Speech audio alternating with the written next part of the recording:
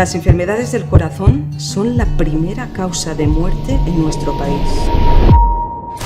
Hay una cosa muy curiosa, el número de latidos que estamos predestinados a vivir. ¿Qué dices? Hay un número. Como si tuviéramos un uso. De todo lo que has comentado, sedentarismo, mala alimentación, estrés crónico, ¿cuál dirías que es el que más enfermedades causa o el que más infartos puede llegar a causar? Si tengo que... lo tengo bastante claro. En cuanto a hábitos, el más perjudicial, el que más... el hábito más... que añade más riesgo para sufrir un evento cardiovascular es el tabaco. Ahora mismo. Por prevalencia, porque sigue habiendo, y de hecho hay un pequeño repunte de gente joven que fuma, y por riesgo añadido, por exposición a ese factor de riesgo. Mira, justo el otro día estaba viendo un estudio y te lo puedo decir con números. Por cada 20 milímetros de mercurio que nos sube la presión arterial, o por cada 40 miligramos de cilitro que sube el colesterol no HDL en la sangre, que es el pegajoso, el aterogénico, fumar añade pues 6 veces más riesgo que estos aumentos que te he comentado. O sea, es muchísimo más peligroso. Y es un hábito, al fin y al cabo. Después, y esto es cardiovascular. Si nos metemos ya a los pulmones, a la garganta... Efectivamente. Esto es mortalidad. Esto es enfermedad cardiovascular. Si nos metemos en otro tipo de enfermedades, te añade cáncer, Alzheimer, enfermedad degenerativa cerebral, es tremendo. Envejece. El alcohol es un tóxico que no le viene bien nada más que a la tabacalera, ni a tu bolsillo, ni a tu organismo. Y bueno, y luego posteriormente, pues probablemente la obesidad, porque también es el principal factor de riesgo de diabetes, que también es un factor que cuando se ha establecido la resistencia a la insulina como diabetes, también añade mucho riesgo cardiovascular. Y luego, pues la falta de ejercicio, seguramente. Es curioso, yo a veces lo reflexiono. El tener una vida tan cómoda hace que te pueda matar a ti mismo porque no te mueves, antes la gente tenía que ir a conseguir alimento al campo o alguna cosa así, ahora lo tienes todo en el armario, claro. Y puede matarte a ti mismo. Claro, no sé si lo habéis pensado, pero el hombre es un animal perezoso, al fin y al cabo. ¿Por qué? Pues porque nosotros en un hábitat natural hemos siempre necesitado la actividad física, por ejemplo, para sobrevivir. En el momento en el que no teníamos que emplear esa actividad física, estábamos hechos para descansar y repararnos. Claro, cuando nuestro ambiente ya no nos exige ese movimiento, pues solo tenemos esa sensación de que quiero descansar, no quiero moverme, no quiero hacer nada. Y eso es lo que ahora que ha cambiado nuestro hábitat, pues nos está enfermando, ¿verdad? Bien, José, pero hemos visto que hay un gran problema, hemos visto que es la enfermedad, el motivo número 1 de muerte. Pero supongo que la gente estará preguntando si hay una solución a esto. ¿Por dónde debería empezar a hacer estos deberes? Mira, desde mi punto de vista, la solución es el conocimiento. Y es que lo creo porque a mí me pasó así. O sea, yo cuando... mira, yo estudié medicina, yo hice mi especialidad en cardiología y haciendo mi subespecialidad, ya pasados mis 30 años, pues me rodeé de gente, casualidad de la vida, porque me apunté a un bote CrossFit, allí tenía amigos y tal, de gente que me decía cosas raras para mí, como que los yogures estos que te compras de toda la vida son perjudiciales porque llevan mucho azúcar, la leche es mejor tomarla entera, las pizzas son malas, y yo decía, ¿cómo malo? Pues si es cereales y verdura y carne, ¿cómo va a ser eso malo? Entonces, al principio yo lo veía pues con mucha vanidad, ¿no? Aquí yo soy el cardiólogo, yo soy el médico, yo soy el que sabe y tú no tienes ni idea, pero realmente soy una persona curiosa. Me puse a estudiar y me di cuenta que tenían razón, y eso me sensibilizó mucho, cambió mi vida. De hecho, desde entonces, bueno, aprendí a comer, que en mi casa se come, en casa de mis padres yo me había criado con una alimentación desgraciadamente habitual. Aprendí por los beneficios, por ejemplo, del ejercicio de fuerza, aprendí la importancia que tiene el estrés crónico y cómo evitarlo, aprendí también la importancia del descanso, y todo eso, como a mí me sensibilizó mucho, dije, esto, si yo soy médico, se lo tengo que contar. Para empezar, empecé queriéndose contar a mis compañeros del hospital y luego a la gente, y eso es lo que a mí me movió. Y yo creo que entendiendo el porqué de las cosas es como de verdad tú lo integras, porque hasta que yo no lo entendí, no me puse a estudiar y dije, a ver si esto es verdad, pues sinceramente no le hacía ni caso. Lo veía, lo admito, como si estuviera esa gente loca, la verdad. Y fíjate, ahora lo defiendo, ¿no? Y ellos me cambiaron. A mí me gustaría ir desgranando todo lo que has dicho, pues ejercicio físico, alimentación, estrés crónico, cómo podemos evitarlo y cómo está afectando a nuestro corazón. Vamos a empezar primero con ejercicio físico. Sergio y yo siempre tenemos este dilema, ¿te pegas mucho rato corriendo o haces sprints? ¿Qué es lo mejor? Pues tengo la respuesta. Eso es fácil porque estudio sobre ese tema. Mira, cuando nosotros comparamos con estudios científicos qué es lo que más disminuye nuestro riesgo de sufrir un evento cardiovascular, un infarto, nos damos cuenta de algunas cosas que son curiosas. Y uno, el mejor ejercicio es el que se hace. O sea, que lo que te guste, bien está. ¿Por qué? Porque si te gusta, lo vas a repetir. Y el ejercicio debe de ser regular. Tú no puedes pretender tener una salud de hierro a base de excepciones. O sea, de hacer ejercicio una vez cada 2 semanas. Entonces, el que sea ya te va a aportar algo más que el sofá, ¿vale? Eso para empezar.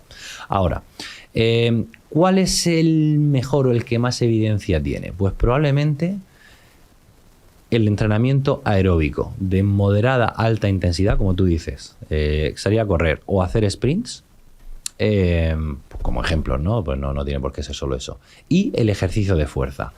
¿Hay alguno que tiene evidencia de que aporta menos? El ejercicio de baja o baja moderada intensidad, es decir, salir a caminar me aporta menos que hacer ejercicio moderado, que puede ser, por ejemplo, salir a correr.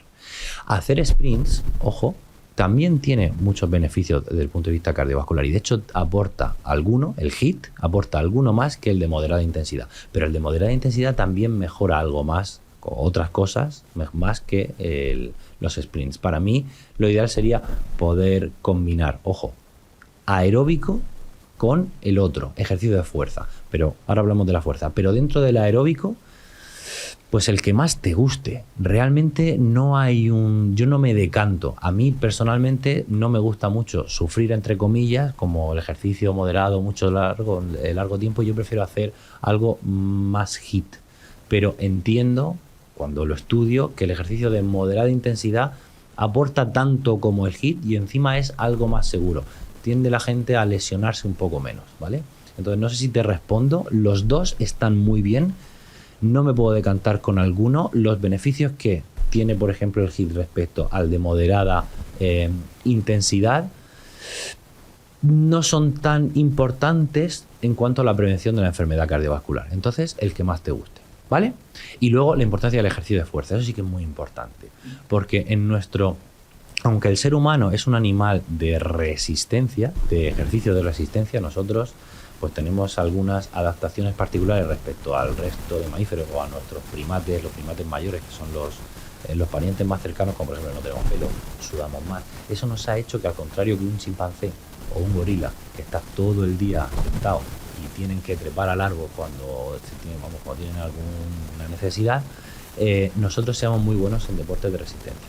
Pero eso no significa que no estemos hechos para mantener un porcentaje de músculo mucho mayor que el que nos permite o el que nos da pues abrir la nevera o tirar de la vajilla. Si no tuviésemos necesidad, no haríamos otra cosa. Entonces sí que tenemos que priorizar un poquito el ejercicio de fuerza. Fíjate, nosotros en medicina clásicamente nos fijábamos mucho en la cantidad de grasa, en la obesidad, y creíamos que era un factor de riesgo.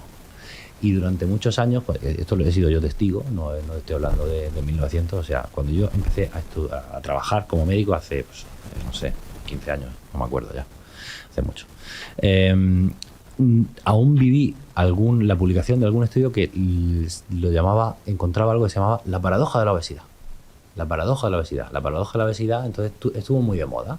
La paradoja de la obesidad nos decía que los pacientes que, por ejemplo, sufrían una enfermedad grave e ingresaban en la UCI de un hospital X, si tenían un índice de masa corporal algo superior a lo que se considera sano, tenían sobrepeso, y entonces todo el mundo ya sabía que la obesidad era mala y decíamos, ¿cómo es posible que las personas con sobrepeso tengan más sobrevivencia que las que tienen normopeso?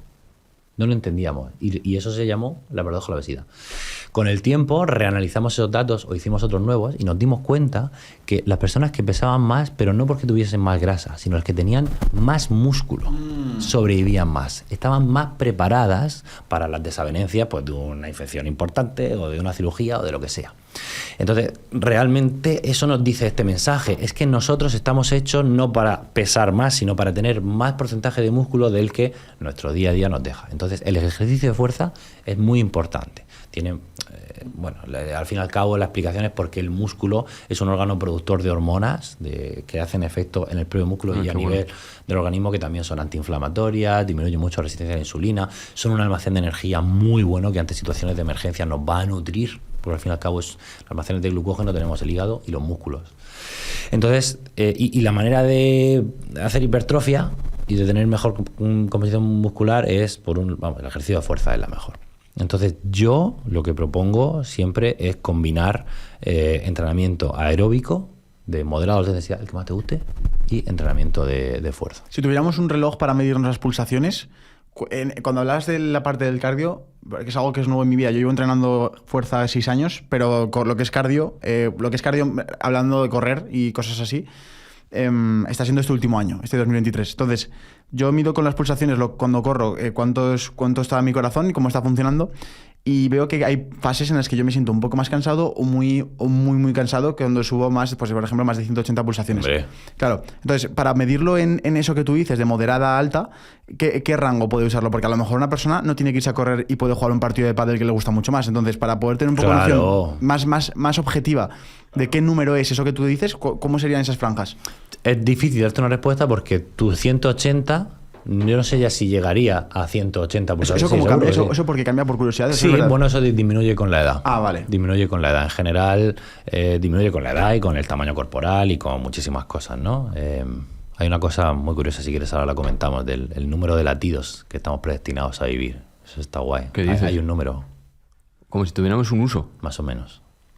¿Y puedes saber cuántos latidos en nosotros, bueno, es que 10 elevado a 9 o algo así a lo largo de tu vida, es una barbaridad.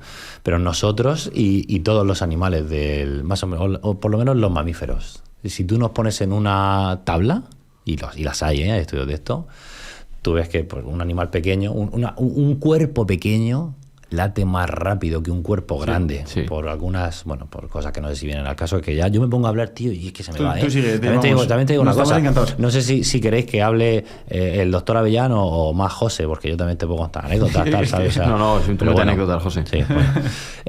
Pero bueno, hay más o menos un número de latidos para los que todos los mamíferos o los seres vivos que tienen un corazón parecido al nuestro están predestinados para vivir. Y tú coges, por ejemplo, una liebre, que le late el corazón 3 veces más rápido que tú, y lo comparas con un elefante, que le late más lento que nosotros, pero por eso viven las liebres mucho menos que, bueno, no sé si por eso, pero viven las liebres mucho menos que un elefante. Cuando tú pones cuántos latidos late el corazón de una liebre y un elefante, se nivelan, más o menos. Y el humano se desvía un poco, seguramente por lo buena que es nuestra medicina, pero son exactamente lo mismo. Y parecería que hay un número de latidos para los que estamos predestinados para latir.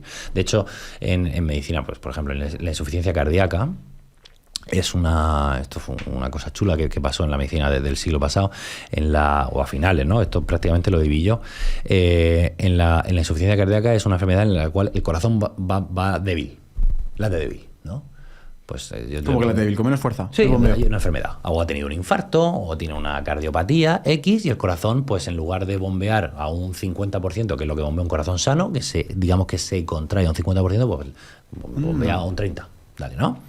Entonces, lo que primero dijo la medicina es, bueno, yo tengo un corazón que late débil, voy a darle un tratamiento para que lata más fuerte, ¿no? Y entonces se daban tratamientos como por ejemplo la digoxina, que es un inotropo positivo, que significa que hace que el corazón bombee más fuerte. Y con el tiempo vimos que sí, que aumentaba un poco la supervivencia, pero no lo teníamos tan claro, la gente se seguía muriendo. Y no sé a quién aquí iluminado se le ocurrió darle betabloqueantes, que es lo contrario. Son medicamentos que hacen que el corazón lata más lento. Tienen otras propiedades que puede hacer que lata, digamos, de manera más rentable, pero lata más lento. Y esa gente vivía más. Porque tenía menos latidos. Posiblemente también en la disminución de los latidos, digamos que genera una reserva energética con el tiempo. Digamos que el betabloqueante lo que hace es que el corazón necesite menos fuerza para latir y late más lento. Y al final estamos, digamos, nivelando un poco o volviendo a nivelar este aspecto, ¿no? De que quizá ahorrando latidos vivimos más. Pero una pregunta, también siempre se ha comentado que los latidos que Indurain en reposo creo que tiene como 20 o 30 latidos por minuto, que eso puede llegar a ser peligroso, ¿no? Hombre, tener pocos latidos al minuto es peligroso, no hace falta ser médico, si no lato me muero, eso está claro. Pero lo de Indurain no tiene pinta de que fuese peligroso. Podía tener pinta, no sé, era otra época. Pero si una persona le late más lento el corazón debido a que hace ejercicio, eso suele ser beneficioso. Vale. Suele ser beneficioso, ¿no? Y para que yo me lo pueda imaginar, esa gente tiene el corazón más grande que yo. Sí, seguro, por eso late más lento. Mira, esto es pregunta de examen de cardiología. Cuando un deportista late menos el corazón debido a que hace deporte, esa disminución nunca va acompañada de un menor gasto cardíaco. El gasto cardíaco es el número de litros que bombea tu corazón en un minuto, ¿vale? Más o menos, porque es una fórmula, ¿no? De frecuencia cardíaca. Cuando yo disminuyo mi frecuencia cardíaca, el gasto cardíaco no disminuye. Lo que pasa es que el volumen latido, que es el otro componente de la ecuación, aumenta. Mi corazón es más grande y es más rentable a la hora de bombear un latido. Entonces, a la larga, tengo que bombear menos veces en un minuto para suplir, y del mismo modo, mi cuerpo. Mi cuerpo me pide lo mismo, incluso puede pedirme un poco más si tengo mucha masa muscular, pero yo soy capaz de dárselo con menos latidos porque mi latido es más rentable, mi corazón es más eficaz. ¿Vale? No me quiero desviar, me habías preguntado una pregunta.